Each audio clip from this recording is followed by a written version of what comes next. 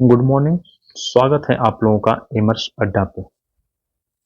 तो आरपीएससी की सीरीज का एक और वीडियो लेक्चर आज मध्यकाल की कला।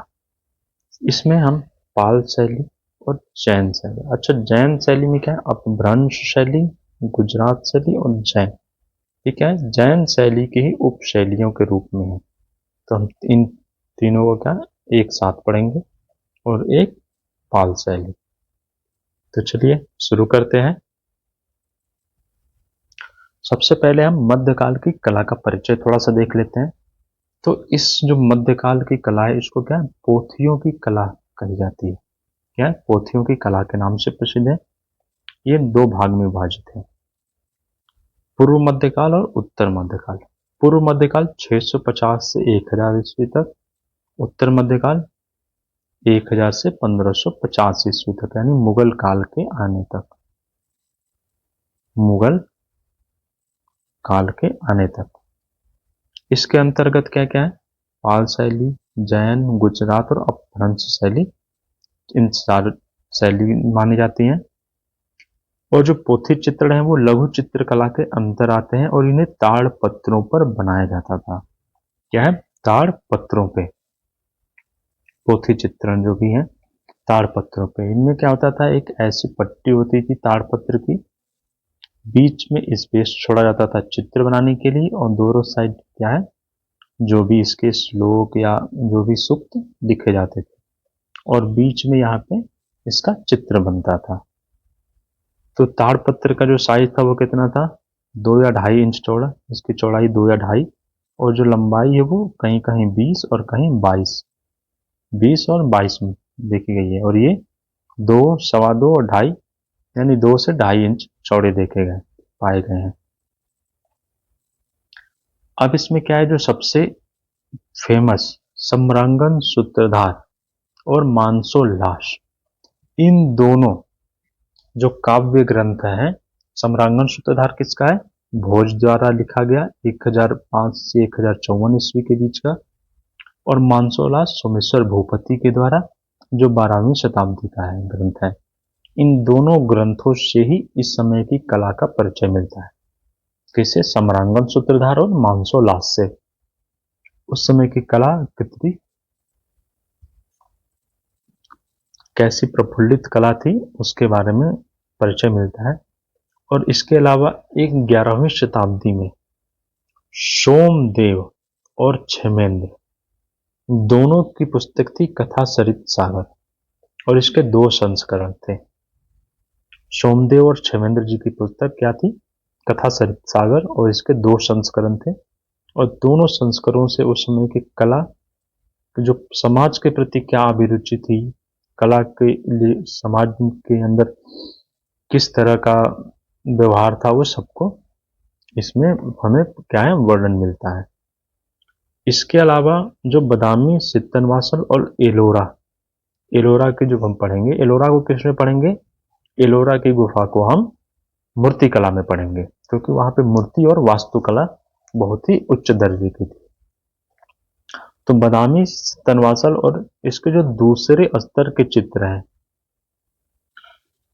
दूसरे स्तर के चित्र का है, वो पूर्व मध्यकाल के समकक्ष है, यानी 650 के आसपास के हैं।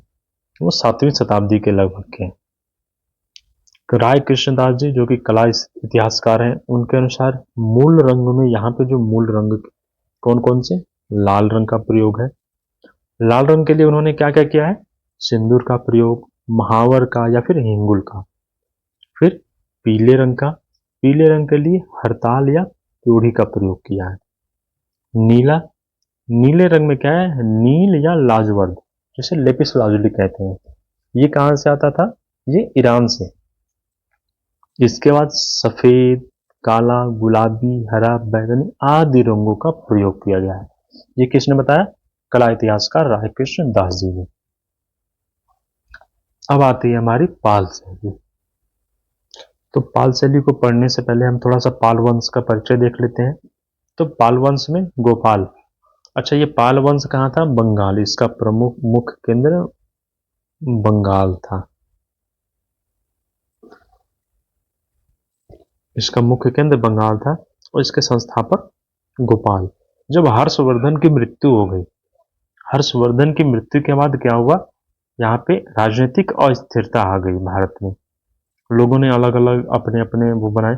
तो बंगाल में एक गोपाल नामक एक उनके प्रतिभाशाली नेता थे, इनको क्या किया गया, वहां का नेता नियुक्त किया गया, वहां का शासक नियुक्त कर दिया गया। और इन्होंने ही क्या किया, पाल वंश की स्थापना की। तो ये पाल वंश के संस्थापक थे और पाल वंश के प्रथम शासक भी। इसके बाद आए धर्मपाल। इन्होंने, ये 810 ईस्वी के करीब आए। ये इन्होंने क्या किया, विक्रमशिला विश्वविद्यालय का निर्माण कराया। किसका, विक्रमशिला विश्वविद्यालय का। ये दक्षिणी बिहार में, बिहार का जो दक्षिण क्षेत्र है उस क्षेत्र में पड़ता है, भागलपुर के पास विक्रमशिला विश्वविद्यालय का निर्माण कराया। तथा अंतोदारी और सोमपुरी में विहार। विहार क्या होता है, विहार बौद्ध भिक्षुओं के रहने का स्थान, यहाँ पे उनके निर्माण भी कराए। इसके बाद आए देवपाल। देवपाल जो थे वो बहुत चित्रकला और मूर्ति कला के बहुत ही उन्नायक शासक हुए। उन्होंने बहुत, अब पाल शैली को बहुत ही चरम पे पहुंचाया। इन्होंने सारनाथ, गया, नालंदा, कुकीहारा में मूर्तियों के उत्कीर्णन भी करवाए।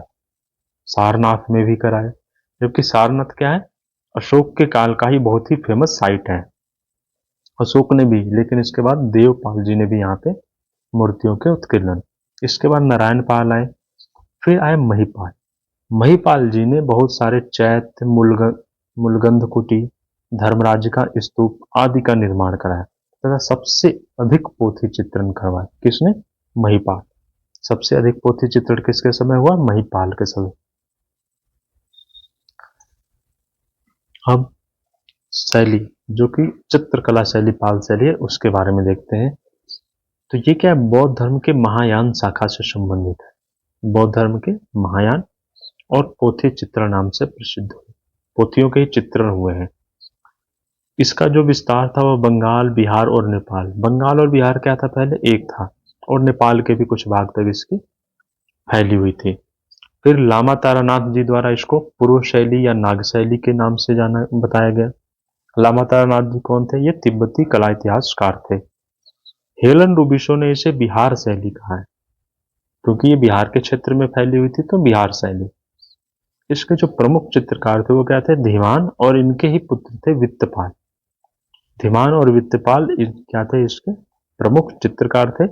और इस समय यहाँ की जो पाल शैली में लगभग 2 दर्जन 24 से भी अधिक पोथी चित्रण पाए गए हैं। पहला सबसे फेमस है, पहला चित्रित ग्रंथ क्या है, अष्ट संहिष्टिक प्रज्ञा पारमिता।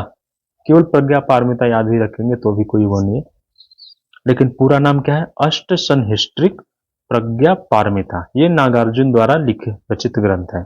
किसके द्वारा, नागार्जुन जी द्वारा। तो इनका जो प्रज्ञा पारमिता ग्रंथ है उसको सबसे पहले चित्रित किया गया। इसके अलावा बौद्धचार्य व्रत, पंचशिखा, गंधर्वव्यूह, महामयूरी, साधनमाला, करणदेव गुहा आदि प्रसिद्ध ग्रंथों के भी चित्रण किए गए हैं। अच्छा, इसमें एक आता है बंगाल का पट चित्रण भी इस समय था। तो बंगाल का जो पट चित्र भी बहुत फेमस थे, और इसको क्या करते थे, ये मेले तथा घूम घूम के बेचने के लिए, क्या, मेलों में तथा घूम के फेरी लगा के बेचने के प्रयोजन से बनाए जाते थे। और इनके विषय क्या होते थे, इनका विषय होता था रामायण, महाभारत, हिंदू देवी देवता तथा तांत्रिक, जादू, टोना टोटका, इससे प्रेरित इनके विषय होते थे, जो बंगाल के पट चित्रण थे। फिर प्रज्ञा पारमिता में चित्र कौन कौन से मिले हैं जो बहुत फेमस है, कौन सा, महिपाल का राज्यारोहण। फिर तारामंडल, तारामंडल व लोकेश्वर का चित्र मिला है। राजा रामपाल के 39वें राज्यारोहण का, हरिवर्मा का 19वें राज्यारोहण का, और गोपाल तृतीय के 15वें राज्यारोहण का चित्र, जो कि फेमस चित्र मिलते हैं किसमें, प्रज्ञा पारमिता में। फिर पंचशिखा जो ग्रंथ है उसमें जयपाल के 14वें राज्यारोहण, और इसमें क्या है, चमकीली स्याही का प्रयोग किया गया है जो लिखने के लिए, जैसे ये हो गया, बना दिया गया ताड़पत्र, इसमें यहाँ पे तो चित्र, तो इसमें जो लिखने के लिए प्रयोग किया गया उसे किससे, चमकीली स्याही का प्रयोग किया गया है। इसके बाद गंधव्यूह में 126 चित्र बने हुए हैं और इसकी प्रतियां कहाँ कहाँ से, कुल्लू में भी मिली है तथा स्वेतस्लाव रोरिक के पास। रोरिक महोदय क्या है, ये विदेशी थे। ये जब इन्होंने हिमालय की जो दृश्य देखे तो ये बहुत ही प्रेरित हुए और यहीं पर रहकर इन्होंने हिमालय की पूरी श्रृंखला, पूरे बहुत दृश्यों को किया है। तो इनके पास भी क्या थे, इसके चित्र पाए गए हैं इनके संग्रह में भी। फिर इसकी विशेषता, ताड़पत्र पर चित्रित सबसे पहली, और लिपि क्या थी, जो श्लोक या स्तुतियों के लिखने की जो लिपि थी वो देवनागरी थी। अब इस पे क्या है, काठ के कवर चढ़ाए जाते थे। जैसे ये ताड़पत्र हो गए, ताड़पत्रों के ऊपर क्या करते थे, एक काठ के ऐसे कवर चढ़ाए जाते थे, इनमें बीच में छेद करके इसको बांध दिया जाता था ताकि ये बिखरे ना, एक साथ रहे। और इस जो कवर को क्या, दफ्ती या काष्ठपट कहा जाता था। ये जो दोनों कवर हैं ऊपर और नीचे, ये पूरा ग्रंथ हो गया, इसके ऊपर नीचे ये जो कवर है ये क्या है, काष्ठपट या दफ्ती कहा जाता था। अब ताड़पत्र का माप, ये 3 माप में ताड़पत्र पाए गए हैं। कौन कौन से, 22.25 इंच इंटू 2.25 इंच, यानी लंबाई 22.25 और ये 2.25, या फिर 22 इंटू 2.5 और 22.5 इंटू 2.5 इंच। ये क्या है, सारे इंच में है, ये इंच में है, इसमें पाए गए हैं। रंगों में लाल, नीला, पीला, काला और सफेद रंग का प्रयोग पाया जाता है। सुनहरे रंग का प्रयोग नहीं किया जाता था, सुनहरे रंग का प्रयोग नहीं चित्रण में, लेकिन सुनहरी स्याही कहाँ, चमकीली स्याही का प्रयोग किया गया है लिखने में। सुनहरा रंग नहीं है वो, चमकीली स्याही। इसी को नेपाल में तंखा या थमका के नाम से भी जाना जाता है। फिर ताड़पत्र क्या थे, आयताकार, लंबाई चौड़ाई अलग हो गई तो आयताकार हो गए। पाली भाषा, अब देखते हैं यहाँ पे कई लोगों को कंफ्यूजन होगा।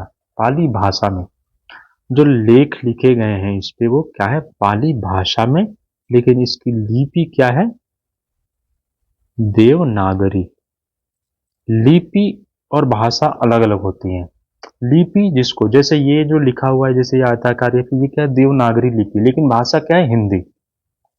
हिंदी भाषा में देवनागरी लिपि, लिपि अलग होती है, भाषा अलग होती है। जातक कथाओं का चित्रण पाया गया।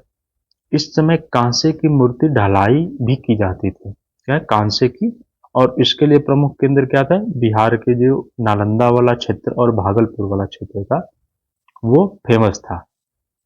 फिर सवा चश्म चेहरे पाए गए हैं। जो मानवाकृतियां है उसमें सवा चश्म चेहरे, सिर चिपटा है, नाक लंबी तथा परले गाल है पिचके हुए, और आंखें बड़ी और कर्ण स्पर्श, यानी आंख क्या है, कान तक, कान को स्पर्श करती हुई बनाई गई है। रेखाएं काली बनाई गई हैं, जो चित्रण की रेखांकन काले हैं। हाथ पैरों में अकड़न है, कठपुतलियों की तरह।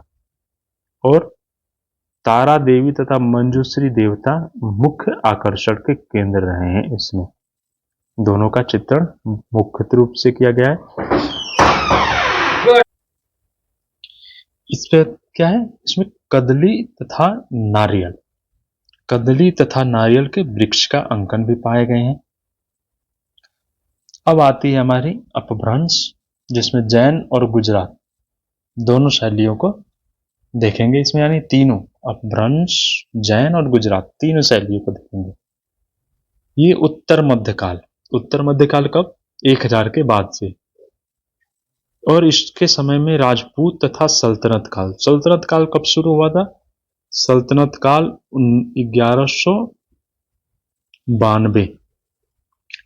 1192 के बाद यहाँ पे क्या हो गया, सल्तनत काल की शुरुआत दिल्ली सल्तनत में दिल्ली के जो गद्दी पे हो गई, क्योंकि 1192 में जब पृथ्वीराज चौहान हार गए मोहम्मद गोरी के बाद, तो मोहम्मद गोरी का एक गुलाम कौन, कुतुबुद्दीन ऐबक, वो यहाँ का क्या बना, सूबेदार बन गया। फिर उसने गुलाम वंश की स्थापना की और वहीं से सल्तनत काल की शुरुआत हुई थी। फिर ये एलोरा व सित्तनवासर के जो अंतिम दौर के चित्र हैं वो इसी समय के हैं। और इस पे जो प्रथम लेख हरमैन ने लिखा 1913 में, 1913 ईस्वी में क्या है, हरमैन जी ने इस पे सब पहला लेख लिखा था, इस शैली का क्या किया, उजागर किया। इसके बाद फिर आनंद कुमार स्वामी, राय कृष्णदास, मोतीचंद तथा गंगोली जी द्वारा भी इसको वर्णन किया गया है। और आल्हा उदल की छोटी कचहरी, क्या है, आल्हा उदल की छोटी कचहरी में अपभ्रंश के चित्र प्राप्त हैं। जैन ग्रंथों का चित्र, इस समय क्या है, जैन ग्रंथों का चित्र के कारण ही जैन शैली भी कहा जाता है इसे। जैन ग्रंथों के बोध किए गए। इसका जो स्थान थे प्रमुख, जिसमें अहमदाबाद, गुजरात, मारवाड़, मालवा, जौनपुर, जौनपुर से भी कल्पसूत्र पाए गए हैं। पंजाब में, बंगाल, उड़ीसा और अवध आदि स्थानों से सचित्र प्रतियां मिली हैं इसके इस समय की। और इस समय क्या हुआ, ताड़पत्र के साथ साथ कागजों पे भी चित्रण हुए क्योंकि कागज का आविष्कार हो गया।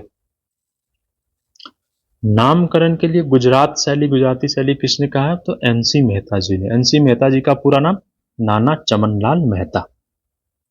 फिर पश्चिम भारतीय शैली किसने कहा है, ए.के. स्वामी जी ने पश्चिम भारतीय शैली, और लामा तारा नाथ जी द्वारा इसको पश्चिमी भारतीय, क्योंकि इसका ज्यादातर जो फैलाव है देखिए, अहमदाबाद, गुजरात, मारवाड़, मालवा, ये पश्चिम भारत क्षेत्र में। जब हम भारत का ऐसे नक्शा बनाते हैं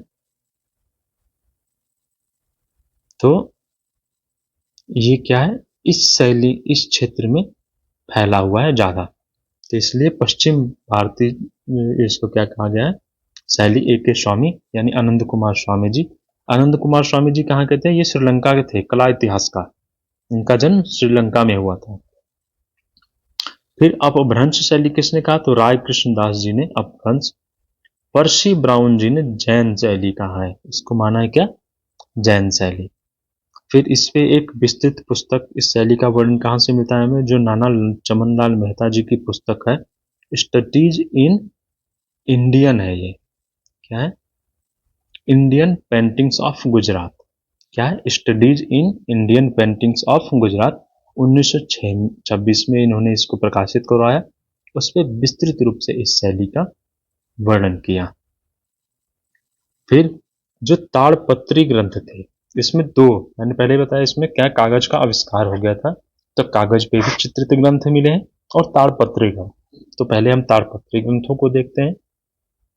ताड़पत्री ग्रंथों में औघर नियुक्ति, निशीथ चूर्णी, कथा सरित सागर, उत्तराध्ययन सूत्र, 10वें कालिका कल घुवित्ति, संग्रहणीय सूत्र, अंग सूत्र, महावीर चरित, अंग सूत्र, नेमिनाथ चरित और कल्प सूत्र। कल्प सूत्र बहुत ही फेमस रहेगा, इसमें सेंटर में होके चलेगा। इसके कई जगह कई प्रतियां पाई गई हैं। इसके क्या है, जैन धर्म का विषय था। इसमें पेट पतले और कमजोर, यानी जो मानव आकृतियां हैं उसके बहुत पतले पेट बने हुए और कमजोर आकृतियां बनी हैं। आकृतियों में भीड़ भाड़ नहीं है, यानी कि बहुत ही सहज और अच्छे से बनाई गई हैं। क्षितिज रेखा और वस्तु अंकन नहीं मिलता है, इसके चित्रों में क्षितिज रेखा और वस्तु का अंकन नहीं है। अब इसमें क्या आएगा, पाल शैली में देखा हमने स्वर्ण का प्रयोग नहीं किया गया था, स्वर्ण रंगों, लेकिन अपभ्रंश शैली में स्वर्ण, रजत और नीले रंगों का प्रयोग नहीं है, मिलता है। इसमें क्या है, नीले रंग का प्रयोग भी नहीं, स्वर्ण रंग, रजत कलर और नीले तीनों रंगों का प्रयोग नहीं मिलता है। पाल शैली में हमने देखा केवल स्वर्ण यानी सुनहरे रंग का नहीं, लेकिन चमकीली स्याही का प्रयोग है उसमें। फिर इसका जो बहुत ही फेमस बिल्हड़ और चंपावती एक चित्र है, जो कि चौर पंचाशिखा का है। चौर पंचाशिखा ग्रंथ में ये क्या है, चौर पंचाशिखा किसकी है, तो बिल्हड़ द्वारा रचित है। 11वीं शताब्दी में बिल्हड़ कवि द्वारा रचित चौर पंचाशिखा में विल्हड़ और चंपावती के प्रणय लीला का आलेखन मिलता है। आलेखन यानी चित्रण। जो चौर पंचाशिका में विल्हड़ और चंपावती के प्रणय लीला का आलेखन बहुत ही मिलता है। कागज वाले ग्रंथ हैं, जैसे कागज का आविष्कार अपभ्रंश काल में हो गया था। पहली पुस्तक, प्रथम पुस्तक क्या थी? कल्पसूत्र, 1380 की, 1380 की कल्पसूत्र क्या है? पहली चित्रित कागज की पुस्तक है अपभ्रंश शैली की। इसके अलावा सुपासनाचर्यम भी है जो 1423 में। फिर लौरा चंद, बसंत विलास, बाल गोपाल स्तुति आदि क्या है? प्रमुख इसके चित्र हैं। फिर इसमें वस्तु का अंकन मिलता है, जबकि हमने ताड़पत्री वालों पे देखा वस्तु अंकन और क्षितिज रेखा का कोई अंकन नहीं था, लेकिन कागज वाले ग्रंथ में वस्तु का, उपवनों का भी अंकन है। और यहाँ अब इसमें देखते हैं ताड़पत्री ग्रंथ में क्या है? स्वर्ण और नीला तथा रजत रंग का प्रयोग नहीं, लेकिन इसमें क्या है? पीले की जगह पे स्वर्ण रंगों का प्रयोग होने लगा। पीले के जगह पे और लाल के स्थान पे नीले रंग का प्रयोग। स्वर्ण के स्थान पे, सॉरी, पीले के स्थान पे स्वर्ण और लाल के स्थान पे नीले रंग का, ये बहुत इंपॉर्टेंट पॉइंट है। इसके अलावा कुछ और चित्रित ग्रंथ हैं, जैसे बाल ग्रह, ये बंगाक्षरों में लिखा है, यानी बंगाली में लिखा हुआ है। ये सारा भाई जी के संग्रह में मिला है। फिर पंच तीर्थों का पट, ये एक संत वीना पंडा के ग्रंथ भंडार से मिला है, पाटन से। पाटन कहाँ? गुजरात। निशीथ चूड़ी, ये भी पाटन के ग्रंथ भंडार से मिला है। पांडव चरित, यह देवभ्रम सूरी द्वारा रचित है। किसके द्वारा? देवभ्रम सूरी द्वारा। यह जोधपुर के ज्ञान भंडार से प्राप्त है। इसका कहाँ पे मिला है? ये ज्ञान भंडार जो जोधपुर में है वहां से मिला। इसके अलावा कुछ और प्रसिद्ध ग्रंथ हैं, जैसे त्रिशिष्टिशाला पुरुष चरित, कला रत्न सागर, कालकाचार कथा बहुत ही फेमस है, भगवती सुत, चौर पंचाशिका, मार्कंडे पुराण, सिद्धेय व्याकरणम, बाल गोपाल स्तुति, दुर्गा सप्तशती, रतिरहस्य और कामसूत्र आदि के प्रयोग। ये क्या है? रतिरहस्य और कामसूत्र दोनों क्या है? कामलीला से ग्रंथ है, कामलीला पे आधारित ग्रंथ। इसके अलावा एक बसंत विलास, जो संस्कृत और गुजराती की मिश्रित में लिखी हुई है, एक काव्य पत्री जो कि 1451 की है। ये क्या है? काव्य पत्री। अब इस पे क्या है? एक 79 चित्र अंकित है और इसका माप क्या है? 436 इंटू 9.15 इंच माप की है। ये क्या है? एक कपड़े पे बनी हुई स्क्रॉल है। स्क्रॉल क्या होता है? जो एक कपड़े पे बना होता है उसको मोड़ के रखा जाता है। अब इसमें क्या है? बाईं ओर, जैसे ये हो गया, इसमें बाईं ओर क्या है? 1 इंच हाशिया और दाईं ओर 3/4 यानी इससे थोड़ा सा पतला इंच का हाशिया है इसमें। ठीक। अब इसमें कुछ जैन आचार्य लोग हैं जिनके रंगों का, यानी कि कोई जैन आचार्य को बनाया गया और उसमें स्पेसिफिक इसी कलर का बनाया गया, तो यानी कि वो किसको इंगित करता है? तो जब जैन आचार्य को पीले रंग में बनाया गया है तो वो महावीर जी स्वामी जी को दिखाता है, नीले रंग में पार्श्वनाथ, काला नेमिनाथ और स्वर्ण रंग में ऋषभनाथ। ऋषभनाथ क्या थे? जैन धर्म के संस्थापक। और अंतिम लास्ट कौन है? महावीर स्वामी जी 24वें तीर्थंकर है। अब कुछ प्रमुख चित्र हैं जिसमें बाल मित्र और उसकी पत्नी बहुत ही फेमस है, बिल्हड़ चंपावती, चौर पंचाशिका का, महावीर का वैराग्य, महावीर स्वामी जी का, बाल गोपाल स्तुति के भी बहुत फेमस चित्र हैं बाल गोपाल स्तुति में। अब आता है कल्पसूत्र। कल्पसूत्र की 4 प्रतियां मिली हैं। कहां से? अलग अलग जगहों से। कितनी? 4 प्रतियां।